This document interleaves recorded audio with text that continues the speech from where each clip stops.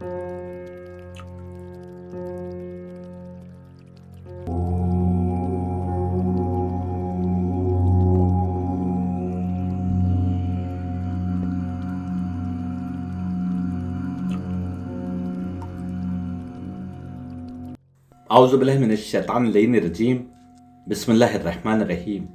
शिव तो हमारे भी हैं। इसके भाग 1 में आपने ऋग्वेद की पहली पुस्तक के 6ठे हिम में से देखा कि शिव यानी रुद्र यानी मारुत, जिनका क्रिएशन इस सृष्टि का सवेरा होने के समय हुआ था, एक साथ 14 मानव शरीर में नवजात बच्चों के समान फिर से पैदा होने वाले थे। और उस सीक्रेट प्लेस यानी छिपी हुई जगह का नाम इस हिम में माँ खा और हल्का सा हा इस तरीके से बताया गया। ऋग्वेद के 6ठे हिम में माँ के बाद खा और हल्का सा हा आया है, ना कि पूरा हा। उधर यदि अरबी भाषा में देखें तो वहां भी मक्का या मेका नहीं है जैसा कि इंग्लिश में लिखा जाता है, बल्कि माँ फिर का और फिर छोटी सी हा की आवाज होती है, मक्का। एक और राज जो वेद के स्टूडेंट्स को जानना आवश्यक है वो ये कि जहां शिव के लिए मारुत और रुद्र आदि शब्दों का वेदों में प्रयोग हुआ है, वहीं वायुदेव भी मारुत के लिए प्रयोग हुआ है। ये मैं पहला नहीं हूं जो कह रहा हूं, बल्कि अनेक हिंदू विद्वान मानते हैं कि वायुदेव मारुत के लिए प्रयोग हुआ है। आइए देखते हैं विकिपीडिया और कुछ क्या कह रहा है। Vayu is worshipped by the Buddhist and Zoroastrian religions. Greeks worshipped him as Aeolus और Aeolus. Vedic Hindus worshipped him as Maruts. Mesopotamians worshipped him as Martu. Marut got corrupted into Martu. Many Hindu temples such as Guruvayur, Kalahasti and Vayulingam of Tiruvannamalai are associated with Vayu. Wikipedia पर वायु का description देखिए। वायु को न केवल हिंदू मानते हैं बल्कि बुद्धिस्ट और ज़ोरोस्ट्रियंस भी मानते हैं। कुछ तो पूजा भी करते हैं, पर मैंने भाग 1 में दिखाया था कि शिव खुदा नहीं है बल्कि महादेव हैं, देवों में सबसे महान है। यदि बुद्धिस्ट और ज़ोरोस्ट्रियंस वायु यानी मारुत यानी रुद्र यानी शिव को मानते हैं, उससे मेरे उस कथन की पुष्टि होती है जिसके अनुसार एक जमाना था जब तमाम विश्व में इन दिव्यात्माओं को मोक्ष यानी निजात यानी सैल्वेशन का पथ प्रदर्शित करने वाले के रूप में पहचानवाया गया ताकि इंसान इसको पहचान ले। विकिपीडिया बता रहा है कि ग्रीस में यानी अहले रोम में भी इस शक्ति को इओलस या एओलस के नाम से जानते हैं। उसको वायु का देवता कहते हैं, जो इस बात का सबूत है कि एक समय था कि पृथ्वी पर हर सभ्यता में इन दिव्यात्माओं को पहचानवाया गया। इनको पहचानवाना इसलिए भी जरूरी था क्योंकि आदम को जब पृथ्वी पर भेजा गया तो उनको और उनके वंशजों को अपनी आत्मा को यहां से निकालने का रास्ता भी बताना आवश्यक था। हर जगह इन दिव्य आत्माओं को पहचानवाया जा रहा था कि इनको पहचान लो क्योंकि इनके ही बताए और दिखाए मार्ग पर मोक्ष है। दूसरी ओर तमस यानी जुल्मत की असल दुश्मनी तो इन्हीं के मार्ग से है। मैं एक लेक्चर में आपको उपनिषद से दिखा चुका हूं जो कहता है कि असुरों को मार्ग ही दूसरा बताया गया था और वो उसको ही सही मार्ग समझते हैं, ऐसा बृहदारण्यक उपनिषद में कहा गया है। वैदिक हिंदू वायुदेव को यदि मारुत नाम से याद करते हैं तो मेसोपोटामिया वाले मर्तू के नाम से जानते हैं। वायु को समर्पित कई हिंदू मंदिर हैं, जैसे गुरुवायूर का मंदिर, कालाहस्ती का मंदिर और तिरुवनमलाई में स्थित वायुलिंगम मंदिर। आम हिंदू इस तथ्य को नहीं मानते, लेकिन मैंने अपनी किताब वन गॉड वन रिलीजन में साबित किया है कि शिव ही वायुदेव है। वायुलिंगम नाम स्वयं बताता है कि शिव ही वायुदेव है। शिव भी लिंग से एसोसिएटेड है और यहाँ पर वायुलिंगम की बात हो रही है। अफसोस की बात है कि कुछ बड़े हिंदू विद्वान जैसे ऋषि दयानंद सरस्वती ने वेदों में जहां जहां भी इन देवताओं को लिखाया है, सबके मानी केवल खुदा के लिए है। वो साबित करते हैं कि कोई देवता नहीं बल्कि केवल ईश्वर के विभिन्न स्वरूपों की बात हो रही है। वो भूल जाते हैं कि भारत के कोने कोने में और विदेशों में भी शिव यानी रुद्र यानी वायु यानी मारुत के नाम के अनेक मंदिर आज भी मौजूद हैं। आज भी कांवड़िए शिव के नाम पर गंगा जल लेने जाते हैं।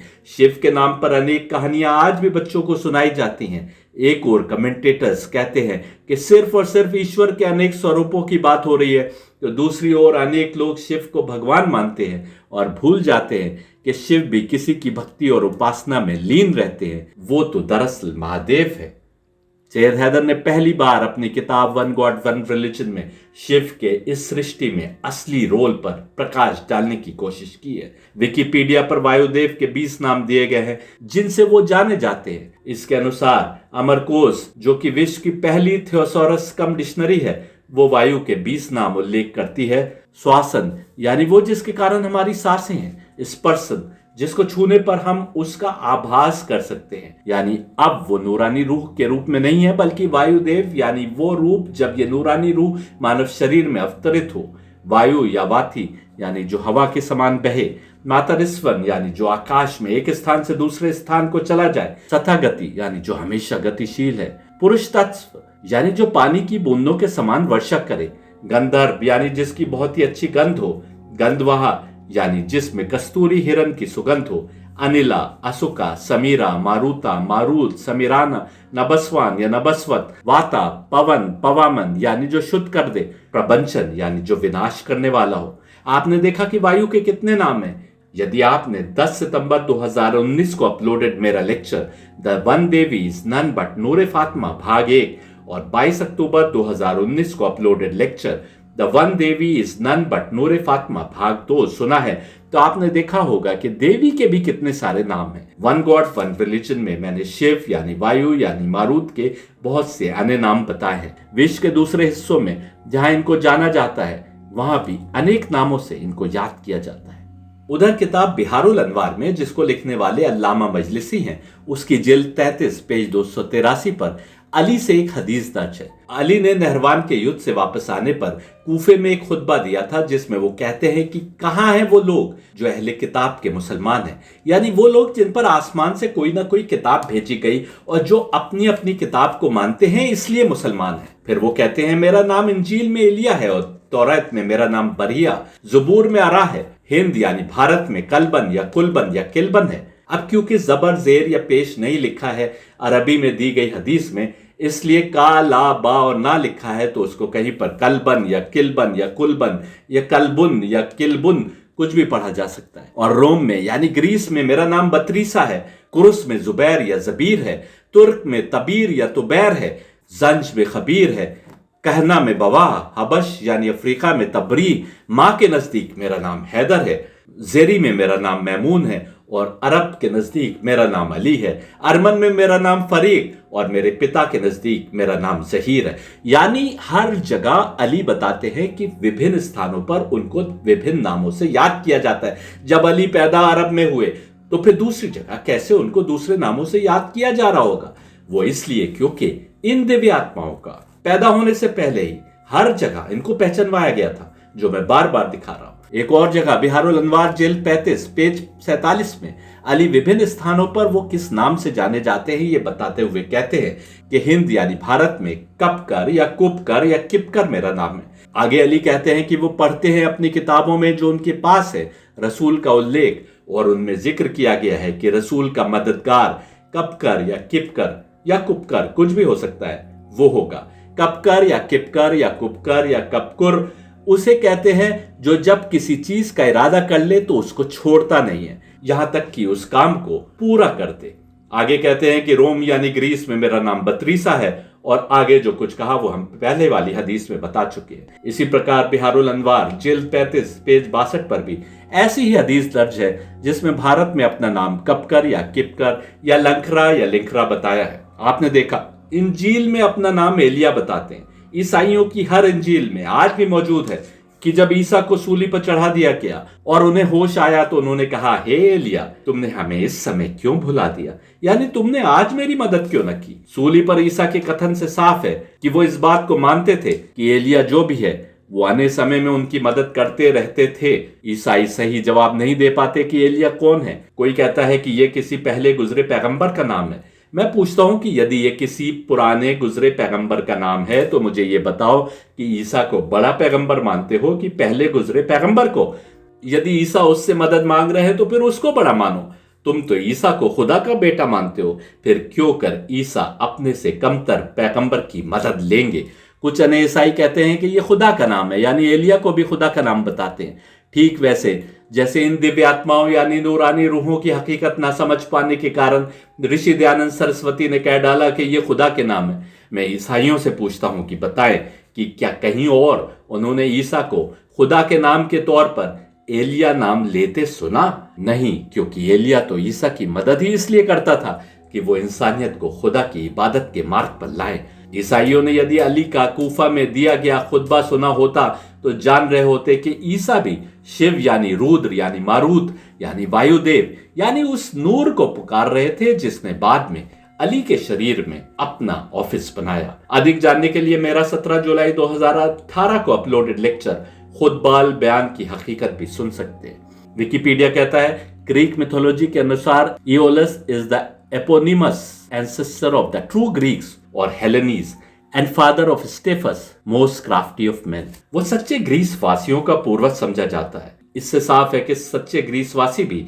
इओलस के आगे के क्रिएशन की उत्पत्ति में रोल को जानते थे, ठीक वैसे जैसे हिंदू क्रिएशन में शिव के रोल को मानते हैं, इसलिए उन्होंने लिंग की पूजा शुरू कर दी। लेकिन अफसोस कि जहां जहां भी इन दिव्य आत्माओं यानी नूरानी रूहों की पहचान बताई गई, उनकी असली हकीकत न समझ पाने के कारण उन लोगों ने अनेक कहानियां गढ़ ली। शायद आम आदमियों को ये कहानियां उनके प्रीस्ट ने समझाई हों, जो स्वयं इनकी हकीकत समझ पाने से दूर थे।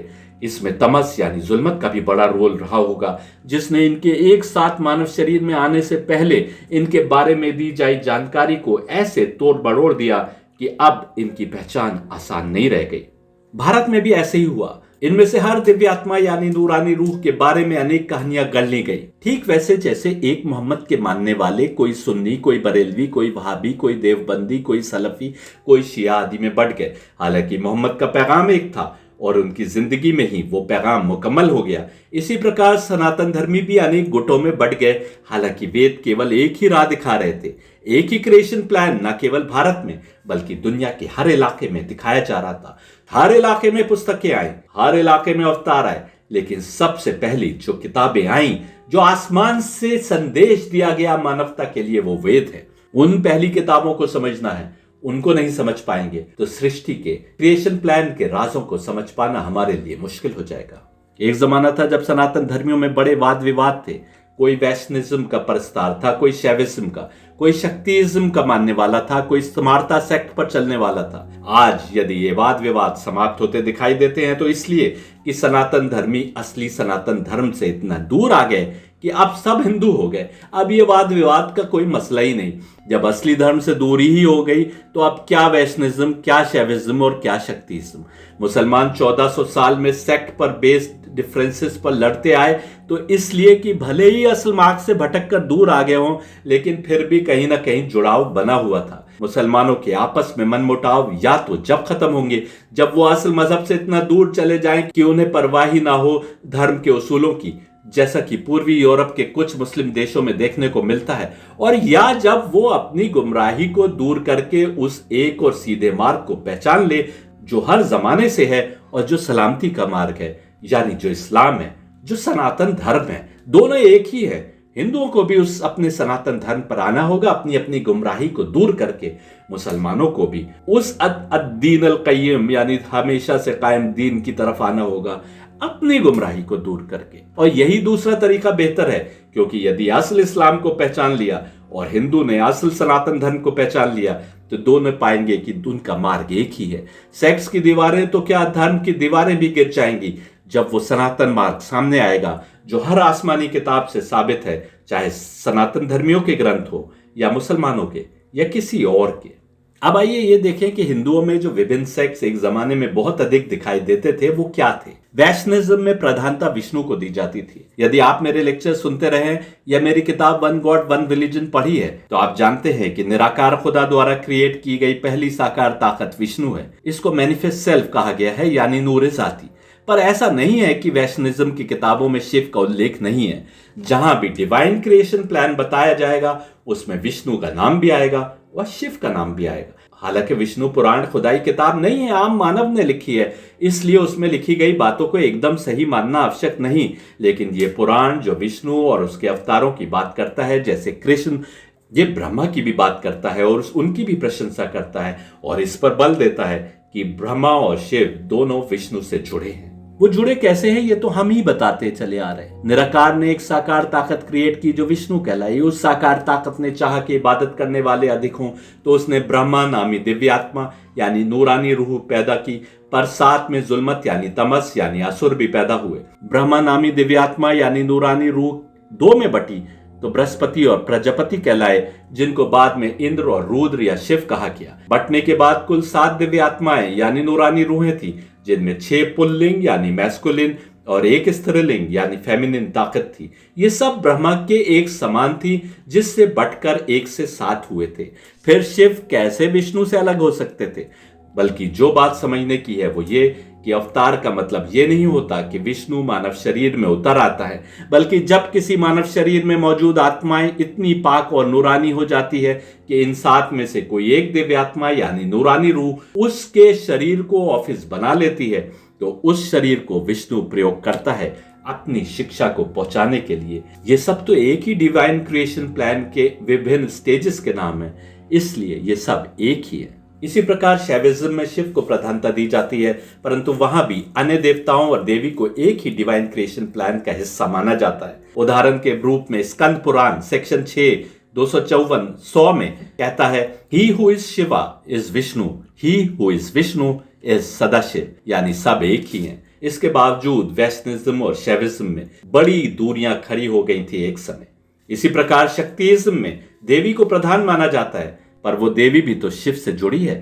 शिव और शक्ति के मिलन से ही वो हिरण्यगर्भ पैदा होता है, वो गोल्डन वूम क्रिएट हुआ, जिससे अन्य देवता और बाद में इंसान और जिन क्रिएट हुए। भारत के पूर्वी राज्यों में देवी शक्ति को शिव का भिन्न अंग माना जाता है, यानी दोनों जुदा नहीं हो सकते। अली और फातिमा, शैविज्म और शक्तिज्म बहुत पास है, और यदि दूरी है तो ये आम इंसानों की खड़ी की गई है, क्योंकि शिव और शक्ति, अली और फातिमा में आपस में कोई भेद नहीं।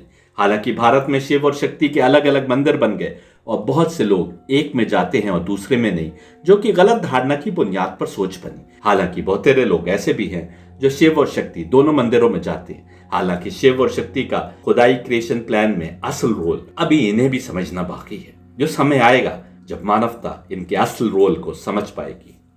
स्मार्तिज्म एक और सोच है। ये वे लोग हैं जो अद्वैत वेदांत सोच से जुड़े हैं। ये लोग दरअसल 5 दिव्य आत्माओं को मानते हैं, जिनमें एक शिव है, जिसके अतिरिक्त विष्णु, सूर्य, देवी और गणेश है। इसको पंचायतन पूजा कहते हैं। आपको जानकर हैरानी होगी कि मुसलमान भी पंचतन को मानते हैं, और इन 5 में भी एक शक्ति स्त्रीलिंग है यानी फातिमा, और 4 अन्य पुल्लिंग यानी मैस्कुलिन है, यानी मोहम्मद, अली, हसन और हुसैन।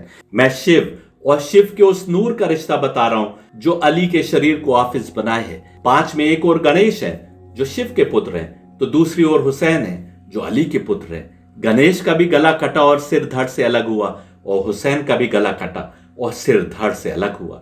जिस दिन आप वेद का पुनः ट्रांसलेशन करेंगे, आप पाएंगे कि गणेश को लेकर जो कुछ कहानियां पुराण आदि में बनाकर लिखी गई हैं, उनका असलियत से कोई संबंध नहीं। आप पाएंगे कि नूरे हुसैन के लिए अग्निदेव या गणेश नामों का प्रयोग हुआ है, और असल में वो करबला में हुसैन की दी गई कुर्बानी है जो वेद बयान कर रहे हैं। इस संबंध में मेरे पहले के लेक्चर 7 सितंबर 2020 को अपलोडेड लेक्चर अग्निदेव ही हुसैन है भाग 1, और 23 अक्टूबर 2020 को अपलोडेड लेक्चर अग्निदेव ही हुसैन है भाग 2 अवश्य सुनिए।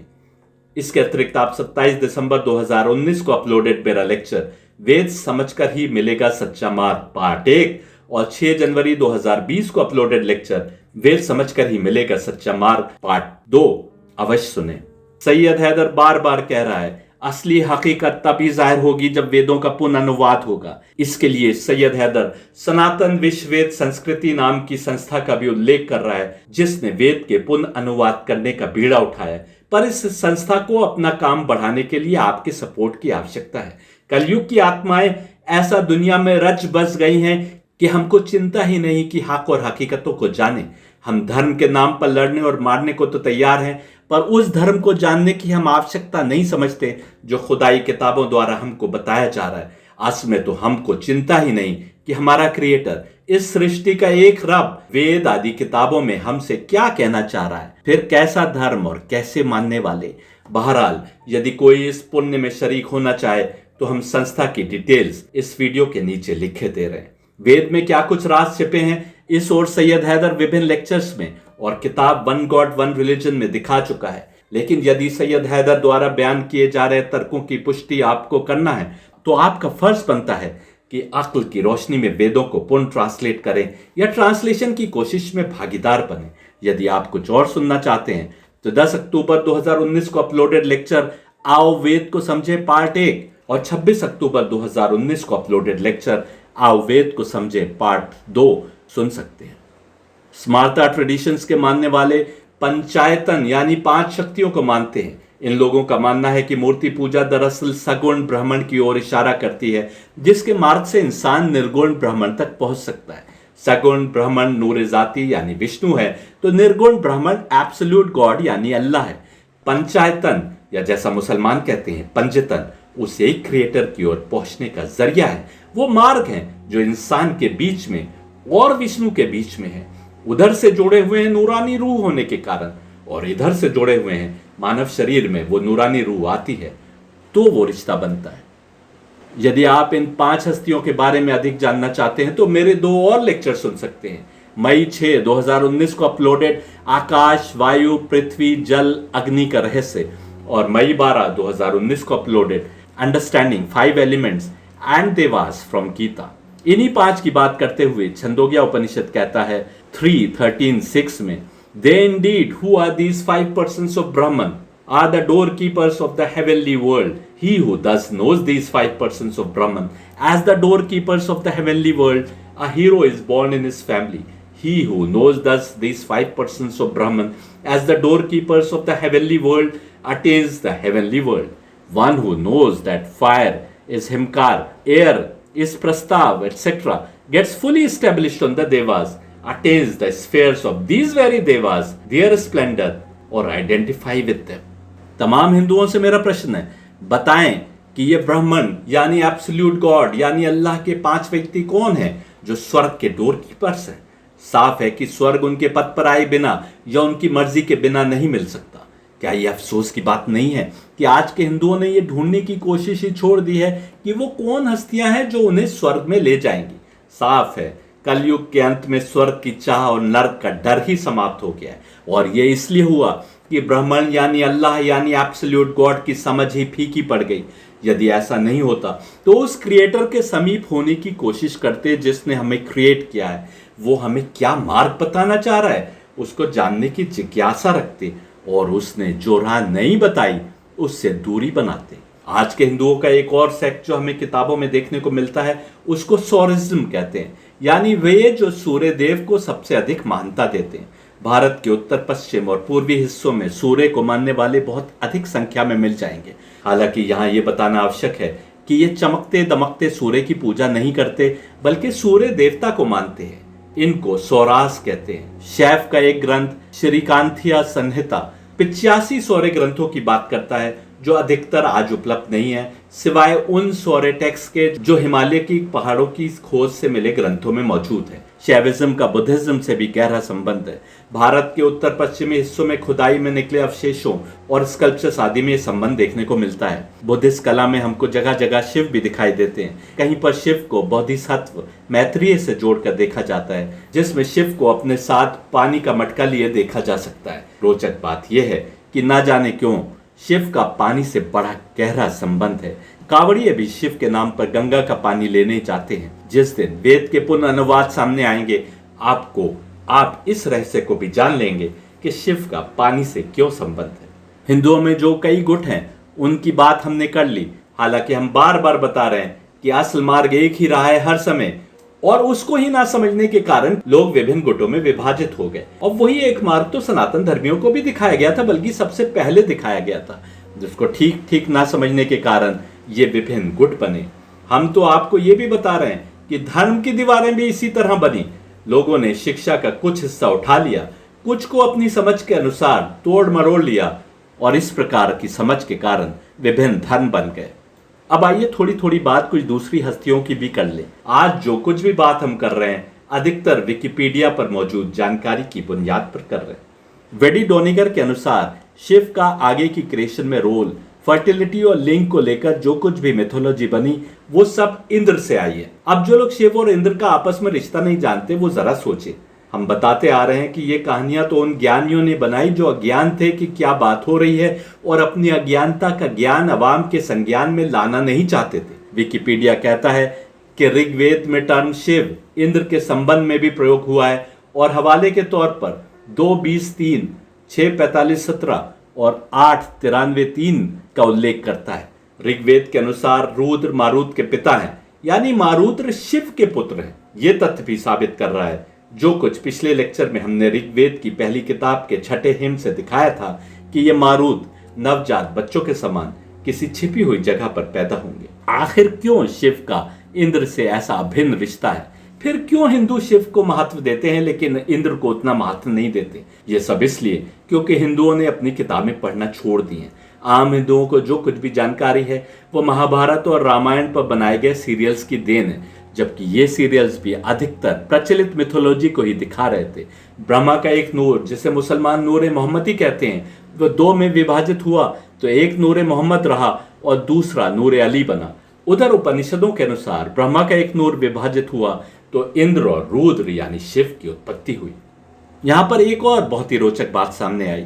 विकिपीडिया कहता है कि पुराण के अनुसार मारुद्र देवी दीति के टूटे हुए वूम यानी गर्भ से पैदा हुए। मैं आपको बता रहा हूं कि वेदों में क्या बात हो रही है। इसको न समझ पाने के कारण लोगों ने विभिन्न कहानियां बना ली ताकि अपनी अज्ञानता सामने ना आ सके। पिछले लेक्चर में आपने देखा था कि विकिपीडिया कह रहा है कि मारुत कश्यप और दीति के पुत्र हैं, या रुद्र और पृश्नि के पुत्र हैं और इंद्र के अटेंडेंट्स हैं। इससे मैंने ये नतीजा निकाला कि शिव का ही एक और नाम जहां रुद्र है वहीं कश्यप भी उन्हीं का नाम है। इसी प्रकार देवी या शक्ति के नाम दीति और पृश्नि भी है। यहाँ पर कहा जा रहा है कि मारुद्र दीति के टूटे या जख्मी गर्भ से पैदा हुए। मैंने जो नतीजा निकाला था ये उसकी पुष्टि करता है। देवी के अनेक नाम हैं और उनमें दीति और पृश्नि भी उसके नाम हैं। लेकिन फिर दीति के ब्रोकन वूम यानी टूटे हुए गर्भ का उल्लेख कहां से आ गया? आपको असली कहानी की ओर ले चलते हैं। फातिमा गर्भवती थी। उनके घर पर कुछ लोग जमा हुए और उनके घर के दरवाजे को आग लगा दी। फातिमा दरवाजे के पीछे खड़ी थी। दरवाजे पर कई लोगों ने एक साथ धक्का दिया। दूसरी ओर दरवाजे में नुकीली कीलें लगी थी। वो कील फातिमा की पसली तोड़ती हुई उनके गर्भ तक पहुंच गई। पेट में जो बच्चा था वो मर गया। ऋग्वेद में जब ये कहानी बताई गई थी तो वो बहुत पहले भविष्यवाणी की गई थी कि आगे वाले समय में ऐसा होगा। तब तुम उन पहचान जाना कि ये किन की बात हो रही है। वहीं पर मारुत का भी उल्लेख था जो देवी के ही पुत्र थे। ये ना समझते हुए जो कहानी बनी वो आपके सामने है। ये हकीकत ना समझते हुए लोगों ने अपनी समझ से कुछ कहानी बनाकर रख दी। ऐसे बनी सारी कहानियां। एक और उल्लेख देते हैं, इसका सोर्स इस समय मुझे याद नहीं।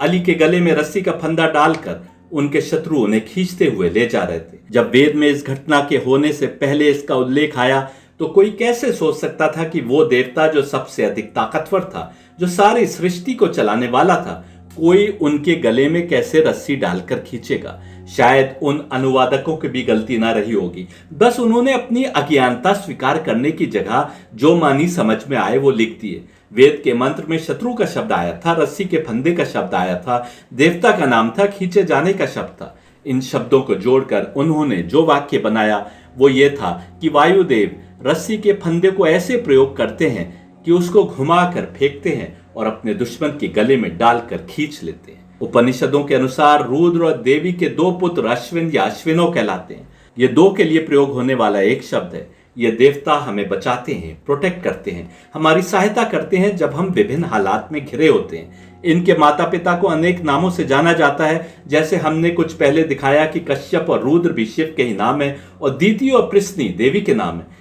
लेकिन अधिकतर स्थानों पर अश्विन को सूर्यदेव और उनकी पत्नी संजना का पुत्र बताया गया है। हम आपको दिखा चुके हैं कि सूर्यदेव भी शिव का ही नाम है। इससे साफ हुआ कि संजना भी देवी का ही नाम है। देवी के अनेक नाम है। ये आप हमारे lecture the one Devi is none but Noore Fatima भाग 1 में समझ सकते हैं।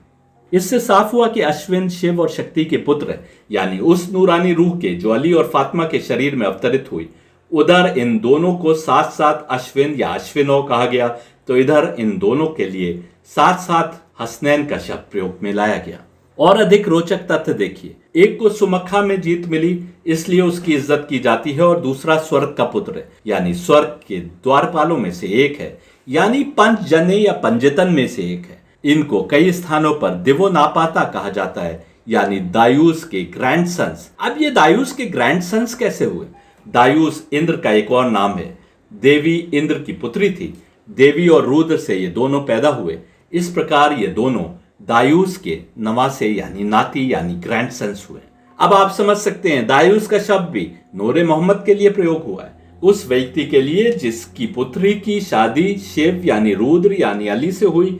तो ये दोनों पैदा हुए। यहाँ भी विकिपीडिया बताता है कि इनको लैटविया, ग्रीस आदि में किन नामों से जाना जाता है। भारत में दायूस नाम है तो लिथुआनिया में दीवास, लैटविया में दीवा। यहाँ पर दायूस तो ग्रीक में ज्यूस। नामों में भी ऐसे सिमिलैरिटी है, क्योंकि दायूस इंद्र का एक और नाम है और हम जानते हैं कि देवी इंद्र की पुत्री थी। देवी और रुद्र से ये दोनों अश्विन पैदा हुए। इस प्रकार ये दोनों दायूस के नवासे यानी नाती यानी ग्रैंडसन्स हुए। दायूस और जियूस आदि नामों में केवल समानता नहीं है, बल्कि जो रिश्ते हैं वो भी एक है। इस सृष्टि में अश्विन के बड़े रोल को साबित करने के लिए इतना काफी है कि ऋग्वेद में 398 जगह पर इनका नाम आया है और ऋग्वेद के 50 हिम केवल इनको समर्पित हैं। जैसा हम बता रहे हैं ये दो हैं और इन दो में एक अग्निदेव है। ऋग्वेद में सबसे अधिक यदि किसी का नाम आया है तो वो अग्निदेव का। फिर भी हम अंधेरे में हैं इनके बारे में। हमें चिंता भी नहीं है कि जिन किताबों को हम विष्णु की ओर से आई किताबें जानते हैं उनमें क्या बात हो रही है और किसके बारे में बात हो रही है। विष्णु वेदों के जरिए हमको क्या मैसेज दे रहा है हमने समझने की कोशिश ही छोड़ दी है। कहीं पर उन्हें ब्रह्मा का पुत्र बताया गया है, वो भी आप समझ सकते हैं क्योंकि दिव्यात्मा यानी नूरानी रूह जिसका नाम ब्रह्मा या नूरे मोहम्मदी था, उसके डिवीजन से जो दिव्यात्मा या नूरानी रूहें क्रिएट हुई उनमें ये अश्विन है। हम बताते आ रहे हैं कि नूर और जुल्मत एक ही समय में पैदा हुए। नूर का काम हिदायत देना है तो जुल्मत यानी तमस का काम गुमराह करना। यही कारण है कि इनको अंधेरे का दूर करने वाला या जुल्मत को समाप्त करने वाला जाना जाता है। इनके लिए दुआ की जाती है कि इन्होंने इंसान के लिए नूरानी राह प्रज्वलित की, नूरानी राह को सामने रखा। जो भी अंधेरा है, जो भी जुल्मत है, वो तभी दूर होगी जब हम इनको जानकर इनके बताए पथ पर आएंगे। हम बता चुके हैं कि अश्विन में एक अग्निदेव है तो दूसरे वासुदेव।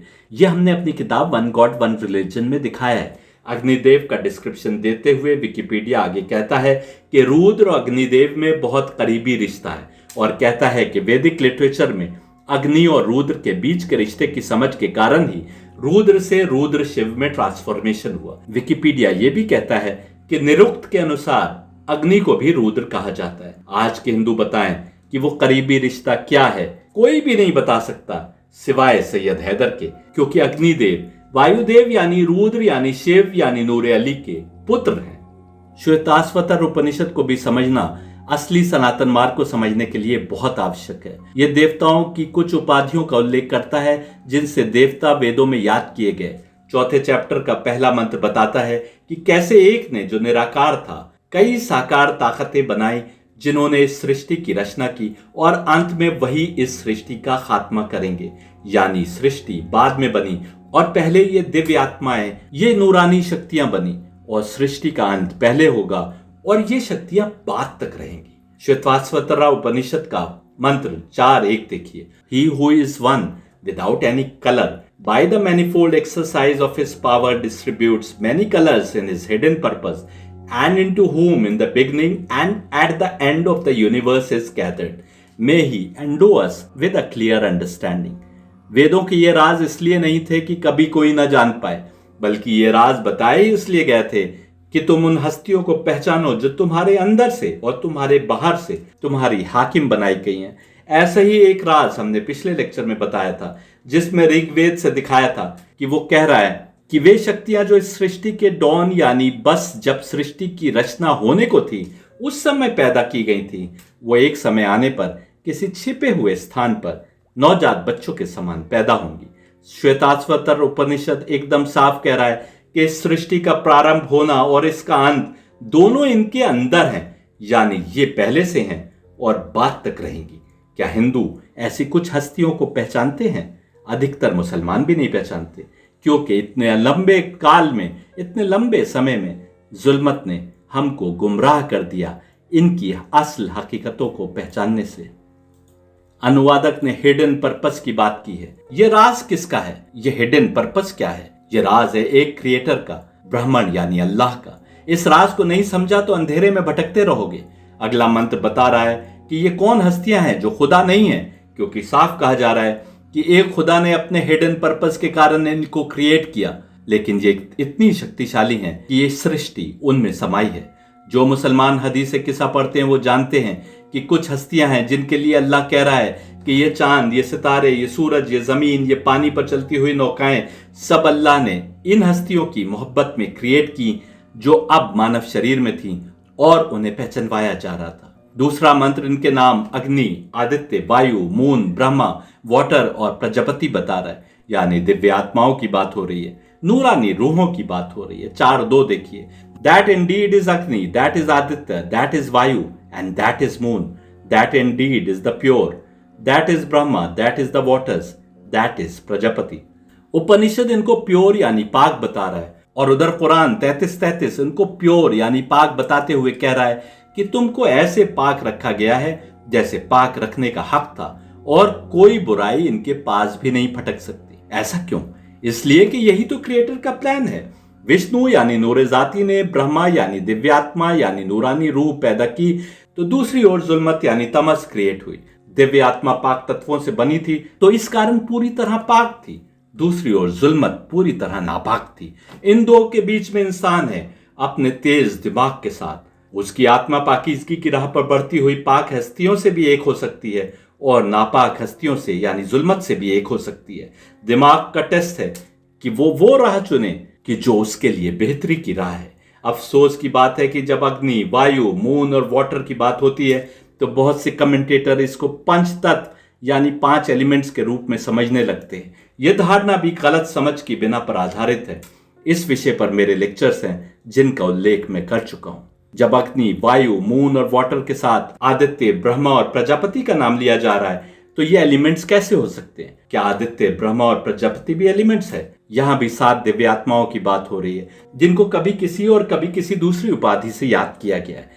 एक खुदा के लिए वन विदाउट कलर का शब्द प्रयोग हुआ जिसने अपनी कुदरत से distributed many colours in his hidden purpose. इससे साफ है कि दिव्य आत्माओं का खालिक, उनका क्रिएटर नूर जाती यानी विष्णु है। 7 नाम बताए जा रहे हैं। इनमें मून है यानी चंद्रमा और आदित्य है यानी सूरज। यहाँ बताना आवश्यक है कि पारसीज यानी जोरोस्ट्रियंस जिनकी किताबें किन्हीं सोशियांत की बात कर रही हैं जो आएंगे किसी समय, वो खुर्शीद और महर को नूरानी हस्तियां मानते हैं जिनके हुक्म पर सूरज और चंद्रमा आसमान में गर्दिश करते हैं। खुर्शीद के माने हुए सूर्य यानी आदित्य और महर के माने हुए चंद्रमा यानी मून। महाभारत आदि किताबों में सन गॉड और मून गॉड आदि का विवरण जगह जगह मिल जाएगा, पर वो केवल कहानियां हैं, मिथोलॉजी है और अनेक कहानियों का हकीकत से कोई संबंध नहीं, ना ही ये खुदा हैं जैसा कि हम दिखा रहे हैं। दरअसल हिंदुओं ने एक बड़ी गलती जो की वो ये कि जहां भी देवताओं का उल्लेख था उनके लिए अंग्रेजी में कोई शब्द ना होने के कारण उसका अनुवाद छोटे जी के साथ गॉड लिख दिया। बाद के अनेक हिंदू सबको भगवान कहने लगे। अगले मंत्र से साबित है कि इसमें सब पुल्लिंग यानी मैस्कुलिन शक्तियां नहीं है बल्कि फेमिनिन शक्ति भी है। 4:3 देखिए, you are woman, you are man, you are the youth and the maiden too, you as an old man, otter along with a staff, being born you become facing in every direction। और 4:5 कहता है, the one unborn, red, white and black, who produces manifold offspring similar in form to himself, there lies the one unborn delighting, another unborn gives her up having had his enjoyment। पहली शक्ति के टुकड़े के रूप में देवी की शक्ति बाहर निकलकर दूसरे से मिलती है और उस दूसरे जैसी कई दूसरी शक्तियां वजूद में आती हैं, जबकि पहली शक्ति यानी इंद्र इस पर आनंदमयी हो रही होती है।